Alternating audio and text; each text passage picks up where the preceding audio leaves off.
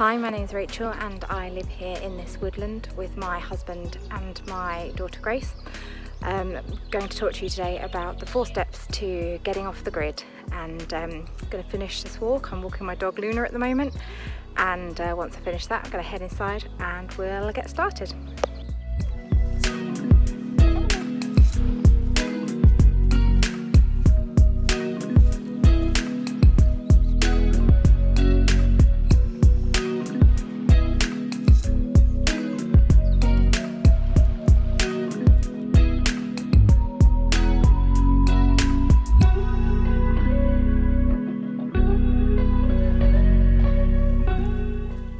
My shots aren't perfect like right now.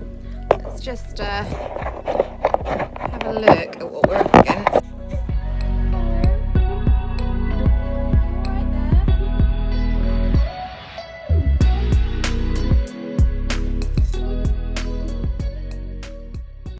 So if you have a house and a mortgage, or if you're saving for a house, if you're saving for a deposit at the moment and you are looking to buy a house but you're starting to think, actually this is a lifelong commitment that seems an awful lot of money and I'm not sure it's for me, then this is a video for you, because this is where we are going to outline the 4 steps that we took to get off grid.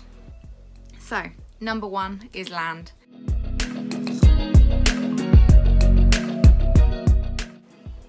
There's loads of different ways that you can find land for your off-grid life. You might rent land, you might buy land, you might have relatives or friends who will let you use some of their land if you're very lucky. When it comes to choosing your land and whether you rent or buy or borrow or however you want to do it, I think the question is permanency. For us, this was a life decision. This was something we were going to do for the rest of our lives. And if you're going to do it for 5-10 years, then I can see why renting land would be fine. But for the permanency and the security that it brought us for a lifelong decision, I would definitely recommend buying.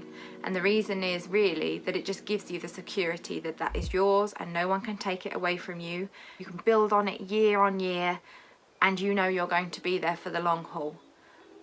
When Fraser bought this land at 23, he was making a life commitment. And whilst that seems like a massive thing to choose to do at 23, we're only 15 years in and already you can see the impact that that decision has made. So whether you're 23, 33, 43, 53, it's not too late to buy land that needs work doing to it, and you can build on what you get. That brings me on to budget. Land is expensive, not as expensive as buying a house and having a mortgage, but it is expensive and your borrowing options are more limited.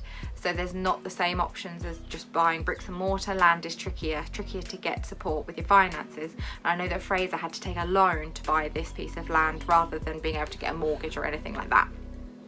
However, if you've been saving for a house anyway, or if you've already started putting into a mortgage, you may be able to free up some money, enough money to buy some land. You need to consider what sort of land you want, what kind of features you want. Are you looking for mountains? Are you looking for forests? Are you looking for streams? But for us, or for Fraser, it was just a case of getting some land, and he's worked on it since then, and he's planted his trees and he's put a lot of effort into it and invested a huge amount of time into making that land what he wants it to be, and not just taking it at its face value. He has improved it. He's improved the soil quality through using wood chip and mulching. The trees are breaking down the clay. That's absolute nightmare to plant things in, but year on year it's getting better, and that's a nice part of the journey. So once you've got your land, it brings us on to point number 2, which is somewhere to live.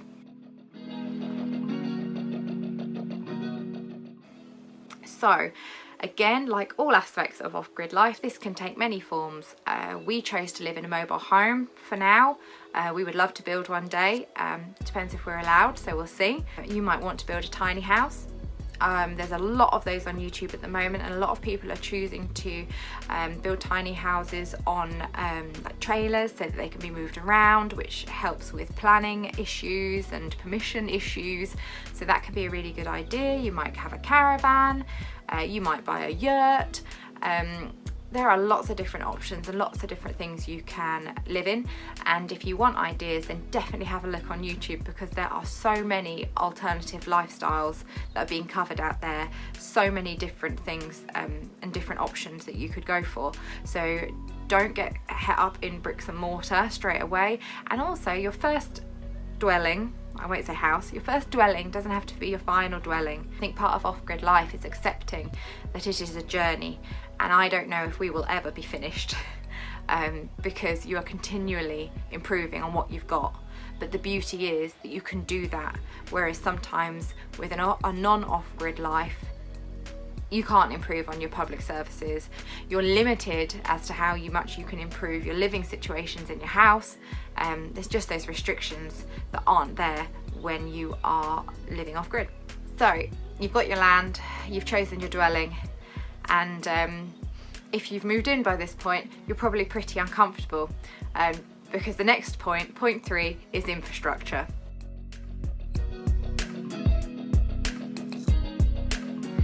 Now, we moved down here without any infrastructure in place. No water, no solar, and it was February, and it was cold. So cold, I can't even tell you how cold it was.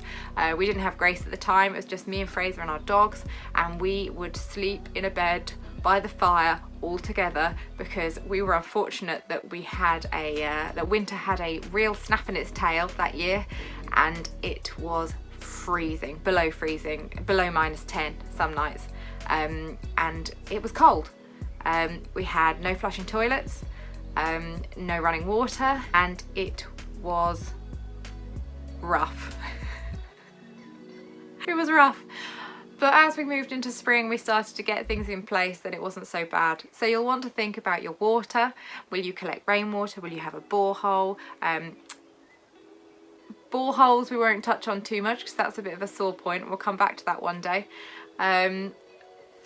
Bit of a mistake there on our part, but we'll come back to that. For us, it's rainwater, so we collect and filter rainwater, and there's actually a video that Fraser has done explaining how we do that, and I'll put the link for that in the description below, so be sure to have a look. And then electricity, at the moment we are still using a generator. It's not the dream at all. Using the fuel is expensive, it's noisy, it means because of the expense of running it, it means we don't have electricity in the house continuously. So we run it in the morning, we run it in the evening, but during the night and during the day we are electricity free, which has its problems. Keeping your food cold during the day, keeping yourself warm during the night, it makes that really complicated. So that's why we're now in the middle of installing a big solar power system, 20 solar panels going up with 8 Pylon Tech batteries. And if you want to see more of that, we're doing videos on that weekly. I'll put some of the links in the description. You can have a look at what we've been doing so far. We've currently got 8 panels on the roof of our barn, and I know Fraser is desperate to get those up as quickly as possible, so it's been a really exciting time, and that will be a huge step for us. So that's where we're at the moment. We are still at this infrastructure stage and looking to move forward to the next stage soon. That is income.